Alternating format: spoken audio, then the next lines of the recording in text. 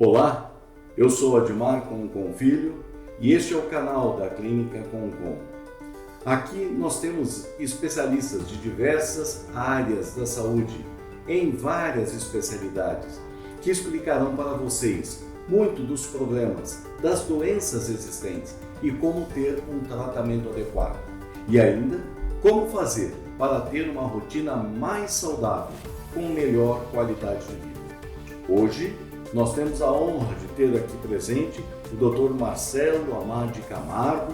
Dr. Marcelo Amade Camargo é cirurgião do aparelho digestivo e endoscopista pela Unicamp, especialista pelo Colégio Brasileiro de Cirurgia Digestiva e pela Sociedade Brasileira de Endoscopia Digestiva. É o coordenador da endoscopia do Hospital São Luís de Campinas e médico da Clínica Concon e do Grupo de Cirurgia Bariátrica desde 2008. Já há um bom tempo, hein, Marcelo? Isso aí. Junto aí. É isso aí. Perfeito. Marcelo, nós temos recebido algumas perguntas e alguns pacientes nos questionam, ou durante a consulta, ou mesmo pelas redes sociais, mandando seus WhatsApps, aquelas dúvidas, e algumas dúvidas bastante pertinentes. E são dúvidas que, de uma forma geral, muitos pacientes têm. Então, nós vamos pedir para que você explique sobre esses problemas muito corriqueiros na vida, principalmente dos adultos. São complicações e são problemas bastante frequentes. O primeiro deles, o que é o refluxo? O que é a doença do refluxo gastroesofágico? Eu que agradeço, Concon, pela oportunidade de a gente falar de um tema tão importante, tão comum como a doença do refluxo gastroesofágico. O refluxo gastroesofágico nada mais é do que o retorno de conteúdo de dentro do estômago para o esôfago. Isso pode acontecer normalmente, né? Então as pessoas podem ter refluxo que nós chamamos fisiológico, que é o normal. Mas quando esse refluxo ele se torna muito frequente ou quando ele fica muito duradouro, ele pode causar lesões no esôfago e aí a gente tem a doença do refluxo gastroesofágico, que é essa que dá os sintomas que os pacientes reclamam tanto. Ainda, Marcelo, uma outra pergunta. Quais são os sintomas do refluxo, da doença do refluxo gastroesofágico? Existem sintomas comuns que todo mundo sabe, mas existem outros sintomas que a pessoa nem imagina que é por conta do refluxo. Explica para a gente esses diferentes sintomas. Bom, os sintomas, os mais comuns, são a pirose, a queimação, aquela sensação de ardor, principalmente aqui atrás do peito, na boca do estômago. A regurgitação, que é o retorno de conteúdo lá do esôfago, lá do estômago, passando pelo esôfago, às vezes chegando até a boca, mas às vezes o paciente percebe que subiu, mas não chegou até a boca, mas ele sente que alguma coisa subiu ali, tá? E tem os sintomas que não são tão comuns e às vezes até fogem do tradicional, né, da gente associar com o esôfago. A gente chama de sintomas extraesofágicos, que é, por exemplo, uma tosse seca, tosse crônica que não melhora, rouquidão, às vezes o paciente perde a voz sem estar resfriado, sem estar gripado, muitas vezes o sintoma vem pela manhã, acorda rouco, depois vai melhorando. Aquela dor no peito que leva o paciente ao pronto-socorro achando que está infartando, então aquela dor aguda, aquele aperto forte. Muitas vezes eles vão até o cardiologista, por causa desses outros sintomas vão até o otorrino ou o pneumologista, investigam, não encontram nada e depois se referenciam para o gastro ou para o cirurgião do aparelho digestivo para pesquisar o refluxo. Ainda, Marcelo, nessa doença então, da doença do refluxo gastroesofágico, como é que nós podemos fazer o diagnóstico? Quais são os exames que são utilizados para nós podermos diagnosticar e confirmar se o paciente apresenta ou não uma doença do refluxo gastroesofágico? O diagnóstico da doença do refluxo gastroesofágico, ele pode ser suspeitado primeiro pela clínica, que são esses sintomas que eu falei, né? A pirose, a queimação, junto com a regurgitação já dão um risco, né? Uma chance de ser refluxo muito grande, só na conversa com o paciente, mas a gente usa exames, né, para confirmar.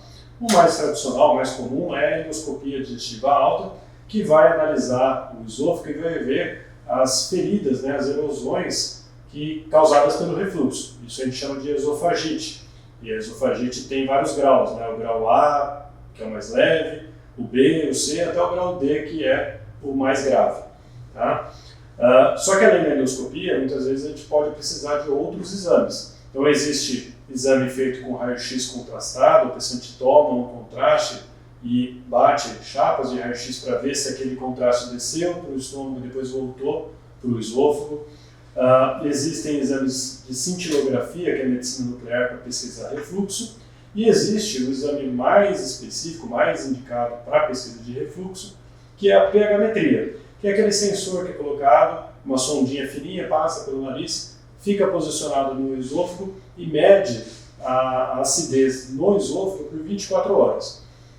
Esse exame é um pouco mais inconveniente, a gente reserva ele para aquelas situações em que os outros exames não mostraram bem o problema ou um paciente que está com uma doença de difícil controle. Se você tem mais informação sobre o refluxo, aí sim a pH-metria é bem indicada. Quando nós falamos da doença do refluxo gastroesofágico, existe um risco maior? Ou é só aquela azia que o paciente sente? Ou pode trazer consequências mais graves quando isso não for tratado a longo prazo? Existe risco o refluxo gastroesofágico? Manter a doença do refluxo mal controlada é que além dos sintomas, né, essa esofagite ela pode ir piorando, pode evoluir ali com complicações como mesmo úlcera ali na região do esôfago, mas o risco maior está com algo que se chama esôfago de Barrett. O esôfago de Barrett, Barrett é o nome da pessoa quem deu nome a esse problema, né? Na verdade ele acontece porque depois de tanto tempo com refluxo, aquela área do esôfago que vai sendo inflamada por causa do ácido, ela inflama várias vezes, até que a mucosa ela se transforma. A gente chama isso de metaplasia. Ela se transforma numa mucosa parecida com a mucosa do intestino, para se defender. Então, a metaplasia intestinal. Esse é o esôfago de Barrett. E o risco disso é que essa metaplasia intestinal pode aumentar o risco de desenvolver câncer nessa região do esôfago. Marcelo, nós ainda temos outra pergunta dos nossos pacientes. Para tratar essa doença do refluxo, basta a mudança do estilo de vida? É preciso remédio? Quais são as opções de tratamento que esse paciente precisa para melhorar desses sintomas que tanto lhe incomodam? Para a gente falar de tratamento, a gente precisa primeiro falar de mudanças de comportamento, mudanças de estilo de vida. Porque aquilo que o paciente tem como rotina, muitas vezes é algo que propicia acontecer o refluxo, e se ele mudar essa rotina, às vezes a coisa começa a melhorar. Então, nessa fase que eu costumo dizer que é a principal do tratamento, né, a gente orienta o paciente, por exemplo, a evitar os alimentos mais ricos em xantina, né? Sabe que a xantina ela vem, por exemplo, da cafeína. Então, o café, o chá preto tem xantina, o chocolate, os refrigerantes do tipo cola, hortelã, menta, os energéticos também tem bastante xantina, são as coisas que a gente deve evitar. Fora isso, a gente tem que evitar que o estômago fique cheio, né, por muito tempo. Então, aqueles alimentos que demoram para fazer digestão, as comidas mais pesadas, ou o hábito de comer muita quantidade, de tomar muito líquido junto com a comida, isso enche o estômago e pode causar o transbordamento, vamos falar assim, né, que é o refluxo. Tá? Uma outra orientação muito importante nessa fase ainda da mudança de hábitos é evitar deitar logo depois que come. Então, a pessoa ela precisa se policiar para a última coisa que ela põe na boca ter um intervalo de pelo menos umas 2 horas para deitar. A última coisa que põe na boca pode ser até água. E deitar pode ser deitar por qualquer motivo, deitar para ver televisão no sofá, deitar para dormir. Então, esse intervalo, pelo menos 2 até 3 horas de intervalo, é o ideal para quem sofre de refluxo. E aí tem outras orientações que a gente dá, principalmente para aqueles pacientes que sofrem com o refluxo durante a noite, às vezes elevar um pouquinho a cabeceira da cama ou um calço no colchão, né, para dormir com uma inclinação leve, 10, 15 graus, já ajuda, já diminui a chance de ter o refluxo. E um outro item muito importante é, para aqueles pacientes que estão um pouquinho acima do peso, perda de peso. Então, o refluxo está muito associado com a questão do sobrepeso, da obesidade, e às vezes alguns quilos a menos já começa a ter uma melhora boa do refluxo. Essa mesma situação envolvendo comer e deitar também se aplica para a atividade física. Então, quem faz treino, academia, esse intervalo entre a última coisa que comeu e a hora do treino, também umas 2, 3 horas, a gente indica para evitar que tenha refluxo. Ok, você nos explicou sobre mudanças de vida. Isso muitas vezes já resolve, é suficiente? Ou em alguns casos nós temos que associar algum outro tratamento além da mudança do estilo de vida?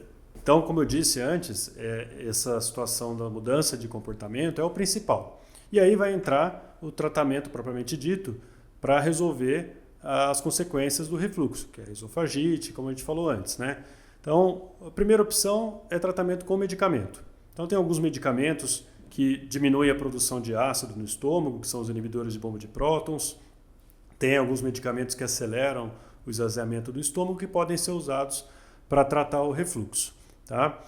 Às vezes, esse tratamento, com as mudanças de comportamento, ele pode começar, terminar e o paciente segue bem sem os remédios. Mas, às vezes, o paciente mais sintomático, que tem algum problema, pode precisar de estender esse tratamento por um tempo aí que pode ser longo. Então, a depender da situação, a gente também pode abrir mão de tratamento por via endoscópica hoje em dia, né? A gente tem tecnologia hoje para oferecer alguns procedimentos para controle do refluxo via endoscópica. Temos o Stretta, temos aí o que simula a cirurgia do refluxo só que por via endoscopia, mas esses têm uma indicação bem específica, não é para qualquer paciente. E chegamos até uma situação que pode envolver uma cirurgia para corrigir o refluxo. Então, principalmente naqueles pacientes que o tratamento com remédios não consegue dar conta, pacientes que têm hérnia de hiato, né? A hérnia é quando o estômago sobe para dentro do tórax, e isso vai favorecer muito o refluxo, e aí o paciente tem que ficar tomando remédio, às vezes o remédio não dá conta, então pode-se indicar a cirurgia para corrigir a hérnia e já fazer a válvula anti-refluxo, né, que é a chamada cirurgia do refluxo. E aí, depois desse procedimento, muitas vezes o paciente consegue ficar bem, às vezes até abandona o uso do remédio e segue só com a cirurgia. Uma vez feito o diagnóstico e feito o tratamento, isso precisa ser acompanhado? Vai precisar fazer novos exames para saber se houve ou não uma melhora, ou apenas os sintomas do paciente nos deixam tranquilo em relação ao sucesso no seu tratamento? O paciente que sofre de refluxo, muitas vezes ele pode até ter períodos que o sintoma não é tão evidente, né? E a gente precisa garantir que esse refluxo foi bem tratado. Então, às vezes a gente faz o acompanhamento desse paciente para um exame de controle, alguma coisa assim mais para frente, mas o principal é aquele paciente que já tem o esôfago de Barrett. Esse paciente precisa de duas coisas. Primeiro, garantir que o tratamento está sendo eficaz, então seja ele medicamentoso ou com a cirurgia, a gente precisa garantir que o refluxo está bem tratado. E o acompanhamento, né, através de endoscopias, nós fazemos endoscopias cada 1, 2 anos, para olhar aquela região que se transformou lá na metaplasia intestinal, o esôfago de Barrett, para vigiar aquela região, porque essa dificilmente volta ao normal. Então a gente fica fazendo endoscopia de controle para garantir que ali não apareça nenhuma nova lesão, não vá ter o surgimento de um câncer, que é o tão temido. Muito obrigado por mais uma vez estar aqui no canal no YouTube, colaborando com a gente, participando em levar essas informações aos nossos pacientes. Eu agradeço de novo você, Concon, a Clínica Concon, por dar essa oportunidade de a gente poder esclarecer para os pacientes sobre esse problema que é super comum, né, no dia a dia. E nós estamos à disposição aqui na Clínica Concon. Se você quiser marcar a sua consulta, acho que o jeito mais fácil é o WhatsApp da clínica que está aparecendo aí para você. Faz contato aqui com a gente e a gente vai ter o prazer de te ajudar a tratar o seu problema.